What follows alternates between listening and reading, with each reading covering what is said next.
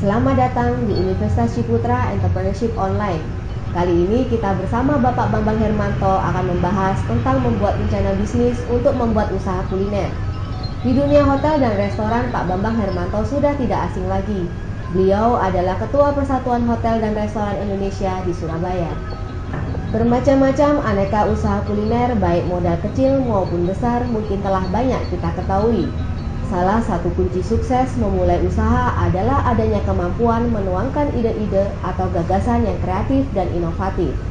Tak hanya itu saja, ide tersebut harus mempunyai nilai ekonomi yang tinggi, yang dituangkan dalam rencana bisnis yang matang dan realistis.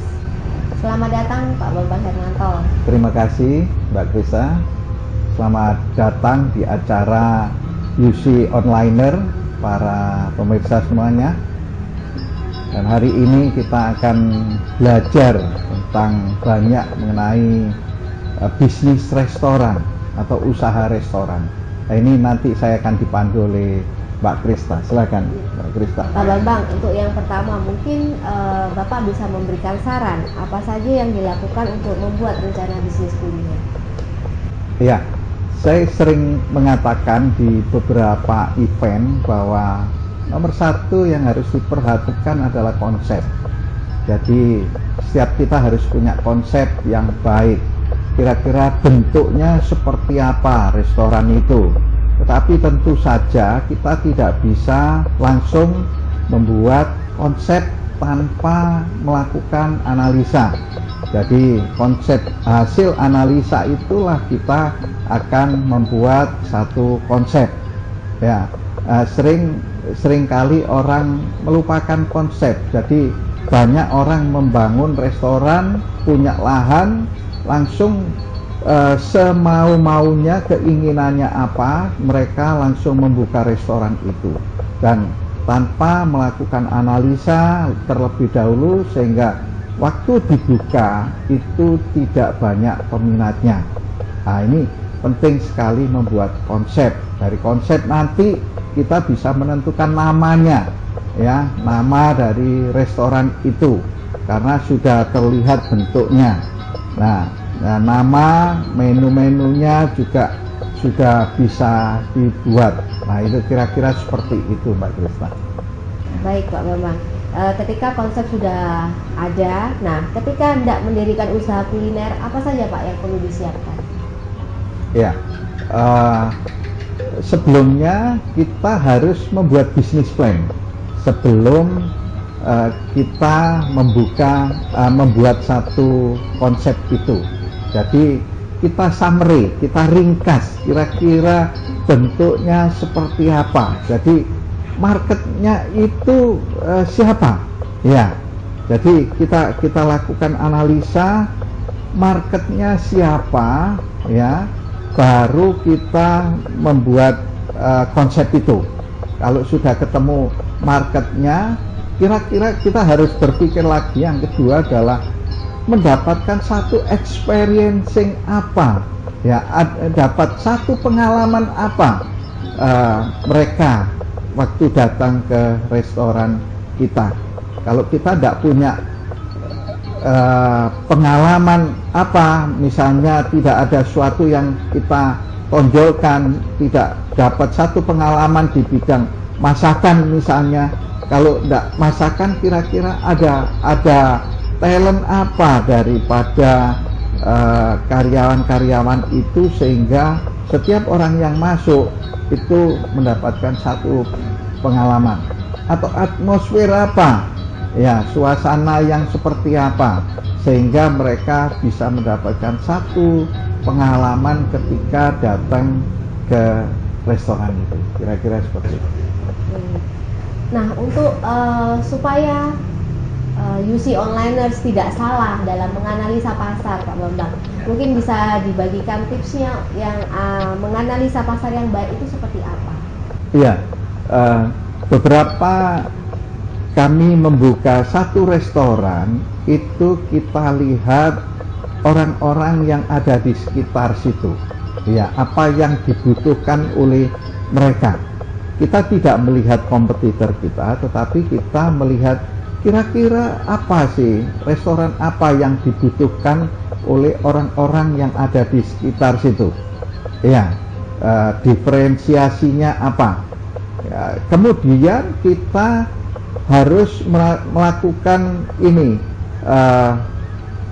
analisa daripada customer yang atau orang-orang yang ada di sekitar situ.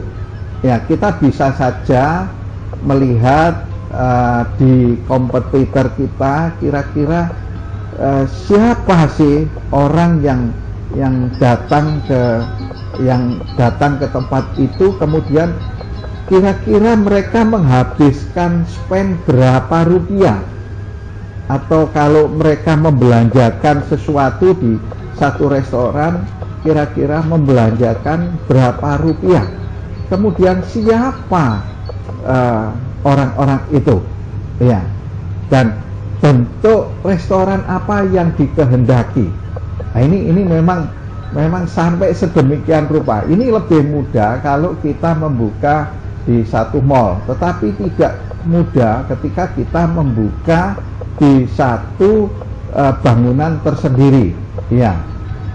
Jadi restoran yang independen ini sedikit kesulitan akan menganalisa pasar, karena kita harus menanyai beberapa orang untuk kita bisa mengetahui yang diinginkan restoran seperti apa, kemudian berapa rupiah mereka membelanjakan uangnya untuk makan siang atau makan malam dan sebagainya.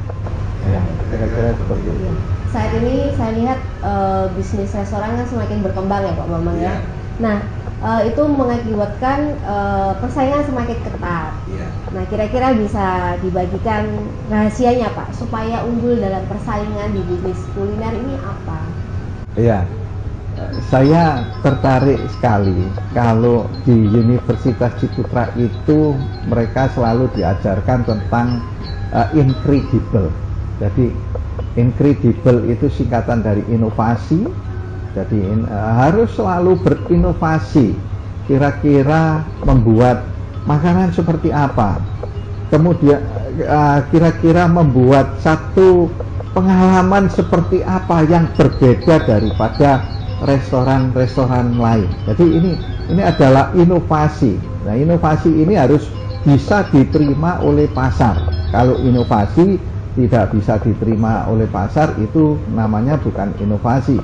Tapi inovasi itu adalah sesuatu yang bisa diterima oleh pasar, baik dalam production, baik dalam makanannya, penyajiannya, ya, misalnya penyajiannya harus dipiring panas, penyajiannya misalnya es krimnya itu adalah es krim goreng, digoreng di depan orangnya, itu adalah satu experiencing.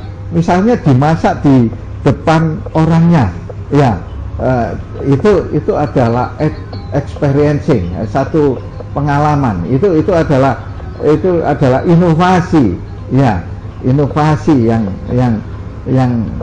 mereka dapatkan. Kemudian yang kedua kreatif, ya, setelah inovasi kreatif. Jadi harus menciptakan sesuatu yang baru, ya. Tidak hanya makanan itu saja, karena seringkali orang akhirnya menjadi bosan. Harus ada menciptakan sesuatu yang baru, yang menarik untuk mereka. Kemudian yang ketiga ini adalah different, beda. Restoran kita harus beda dari restoran yang lain. Kalau sama, ya tentu saja kita akan bersaing habis-habisan, ya. Dan kita terkadang kompetisi ini terkadang menang, terkadang kalah. Tetapi kalau kita berbeda dari yang lain, maka ini adalah sebagai daya tarik. Kemudian able, ya, bisa. Yang terakhir incredible, able. Jadi bisa dipasarkan, bisa dilakukan terobosan.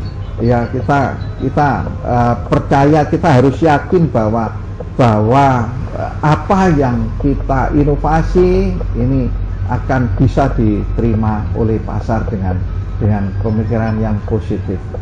kira-kira seperti itu. Ketika bisnis kuliner kita sudah bisa diterima oleh masyarakat, Pak Bambang. Nah, dalam segi manajemen pengelolaannya seperti apa, Pak Bambang? Jangan nanti mungkin kita sukses tapi manajemennya sendiri ternyata nggak karuan. Rahasianya apa nih, Pak Bambang? Iya, kalau saya bicara tentang manajemen, sebenarnya ini saya bicara tentang sumber daya manusia. Ya, penting sekali di pengelolaan manajemen ini SDM-nya. Nah, dari SDM ini sebenarnya banyak restoran jatuh. Setelah saya banyak restoran-restoran yang kami konsultasi, mereka punya konsep yang bagus, punya makanan yang bagus. Kenapa ya kok nggak laku? Saya sendiri pertama kali juga bertanya-tanya. Tapi setelah kita lihat jauh ke dalam, ternyata dia gagal di dalam manajemen.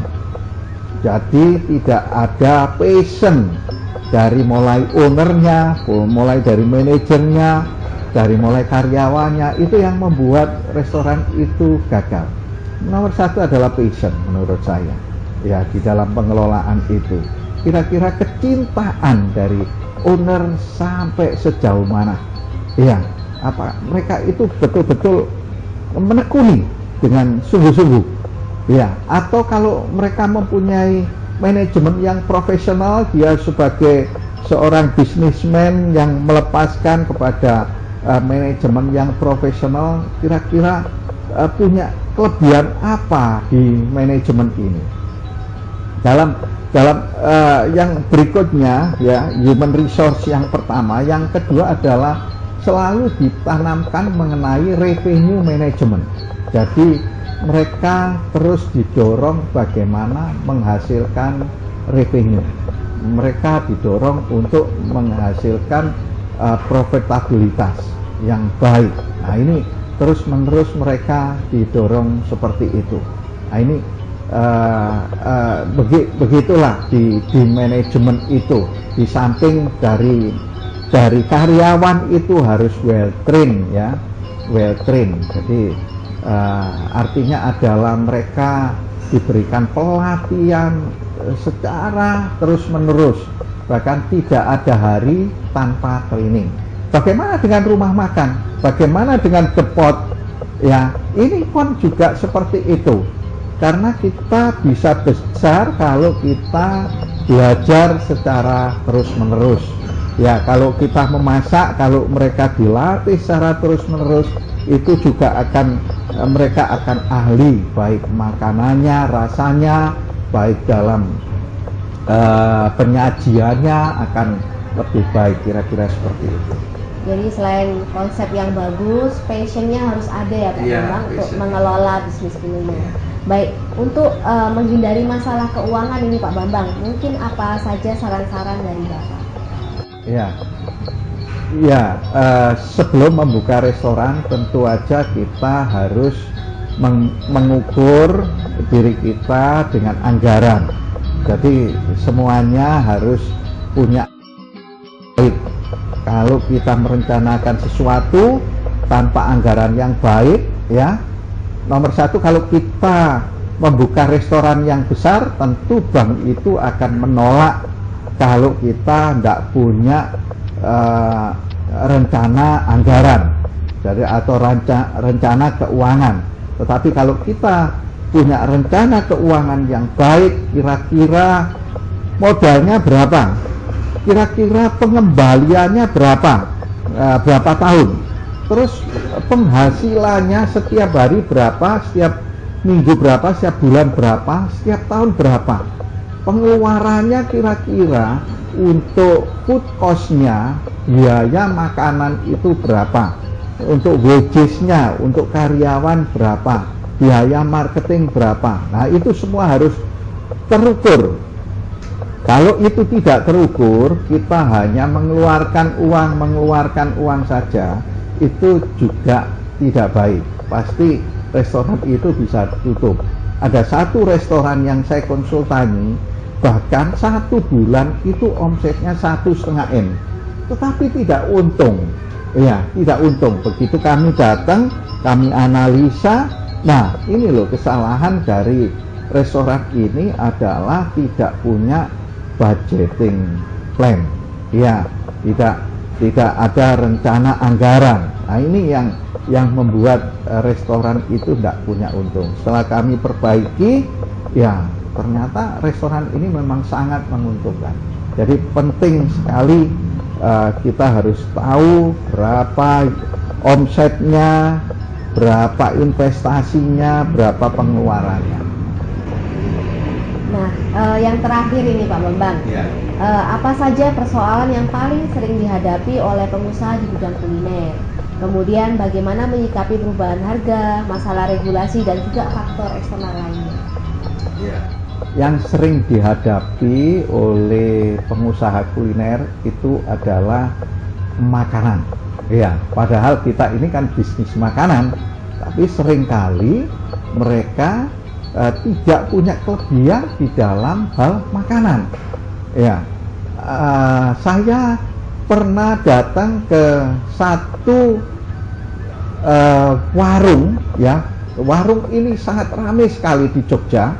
Warung ini sebenarnya dikenal di seluruh Indonesia. Namanya adalah Gudeg Pawon. Gudeg Pawon. Itu saya waktu datang ke sana, saya mendapatkan antrian sampai ke 200 antrian. Padahal di belakang saya ini masih banyak. Nah ini waktu saya penasaran sekali saya waktu di sana itu, karena begitu banyaknya orang kepingin makan makanan di Gudeg Pawon ini, Mbak Krista. Nah, setelah giliran saya, ya, padahal waktu itu hujan kritik-kritik, tapi saya nekat aja. Saya pengen tahu kenapa sih orang begitu antusias, ya, untuk makan di Gudeg Pawon ini. Tiba giliran saya, mereka masak ditungku begitu, ya, pakai kayu dan sebagainya. Dan waktu giliran saya memilih ayam, dan nggak banyak sebenarnya yang dijual, ya hanya gudeg saja, hanya satu item saja. Nah, setelah itu sampailah saya makan. Nah, saya mendapatkan satu experience yang luar biasa, satu pengalaman luar biasa di produk. Ya, makanannya ternyata enak sekali. Ya, itulah kenapa orang sampai ngantri. Nah, dari sini kita bisa belajar bahwa makanan itu nomor satu. Makanan harus enak. Orang datang karena makanan. Ya, orang datang karena memang di situ saya bisa mendapatkan kepuasan di dalam rasa dari makanan itu. Jadi experiencing and tasting. Ya, satu pengalaman di bidang rasa itu. Nah, ini penting sekali. Jadi mutlak mereka harus punya produk yang bagus. Nah, ini kuncinya. Yang kedua adalah suasananya harus nyaman, ya, suasananya harus nyaman, harus bisa cozy, orang betul-betul datang ke tempat itu karena nyaman. Kita banyak restoran-restoran franchise yang banyak dikunjungi itu karena nyaman di tempat itu, ya, nyaman. Kemudian pelayanannya harus bagus. Ya, kalau pelayanannya harus bagus, pasti orang akan datang ke tempat itu dan nilai dari produk itu bisa lebih mahal, ditambahkan value dari pelayanan itu. Nah, pentingnya seperti itu. Nah, pelayanan yang terakhir adalah harganya harus worth it gitu. Jadi sekalipun mereka bayar mahal, mereka tidak terasa seperti bayar mahal, tapi memang sesuai dengan apa yang didapat, seperti itu, Mbak Krista. Ya, bagaimana menaik perubahan harga dan regulasi tentang perubahan harga, masalah eksternal dari restoran itu. Seringkali saya melihat ya ada banyak regulasi dari pemerintah yang mana bahan-bahan itu naik, ya, regulasi pemerintah yang secara mendadak, beras naik, bahan baku menaik, kemudian telur naik, lombok naik, dan sebagainya. Nah, banyak sekali orang-orang yang akhirnya mengecilkan porsi. Ya, akhirnya kalau gitu supaya tetap pelanggan itu tidak pergi, kecilkan aja porsinya. Hati-hati dengan strategi atau policy yang seperti itu, karena itu sebenarnya orang terkadang malah kecewa. Begitu datang, loh kok berubah, kok semakin kecil, wah sudah kualitasnya sudah dikurangi, lomboknya mestinya harga spicy-nya bagus, ini juga akan dikurangi. Nah, ini tamu kecewa dan akhirnya tidak kembali ke tempat itu. Terus bagaimana? Sebenarnya justru pada saat ada perubahan harga, kita harus meningkatkan kualitas kita. Ya, kualitas kita. Seperti apa? Ya, orang akan cenderung memilih yang pertama pasti. Ya, cenderung memilih kecilkan porsi, kecilkan, kurangi semua. Tetapi kalau kita meningkatkan kualitas, ya, bahkan menyesuaikan harga, saya tidak bicara tentang menaikkan harga ya, tetapi menyesuaikan harganya supaya lebih sesuai, maka orang itu akan lebih respect terhadap restoran kita. Ya, itulah dari dampak eksternal yang kita akan alami. Jadi kalau mengalami hal yang seperti itu, tingkatkan kualitas, tingkatkan produknya, ya, tingkatkan kualitas makanan, tingkatkan kualitas pelayanan, tingkatkan kualitas dari atmosfernya. Jangan takut untuk menyesuaikan harga, karena orang akan melihat ini restoran ini memang menjual kualitas, ya, menjual kualitas. Ada satu lagi, kita ingin membuka satu restoran, yang perlu diperhatikan adalah passion. Kira-kira kita ini siap enggak dalam membuka restoran? Karena kalau kita sudah membuka bisnis ini tidak mudah. Bisnis ini adalah bisnis yang akan menyita banyak waktu, karena kita akan tersita waktu-waktu liburan kita. Biasanya kita hari Sabtu atau Minggu kita pergi liburan dengan keluarga. Nah, kalau kita sudah mulai terjun di dalam bisnis restoran, kita akan kehilangan waktu untuk liburan. Ya, jadi sudah harus siap untuk mengatakan goodbye holiday. Ya, selamat tinggal hari libur. Ya, ini yang akan terjadi. Nah, oleh karena itu harus dengan sepenuh hati, ya, membuka satu restoran. Passionnya seperti itu. Beberapa orang-orang yang sukses itu mereka memang tidak merasakan capek bekerja di satu restoran. Saya sendiri ada beberapa restoran, ya, dan beberapa restoran yang kami konsultani, tetapi karena passion saya ada di sana, saya terkadang pulang kerja itu sampai jam 12 malam, saya tidak merasakan capek, Mbak Krista. Jadi saya ya enak saja, saya enjoy melakukan itu, karena memang saya menyukai. Oleh karena itu bagi mereka yang tertarik dalam bisnis ini, dia harus siap untuk kehilangan banyak waktu, kemudian harus suka bergaul dengan banyak orang, karena kita tidak bisa menjadi bos di tempat ini, tetapi menjadi pelayan.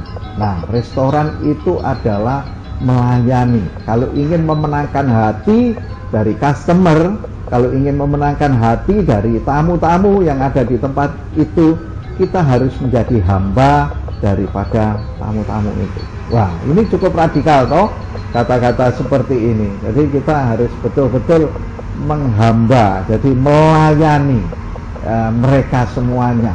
Dan kita harus siap untuk menerima komplain, karena komplain is a gift. Komplain itu hadiah.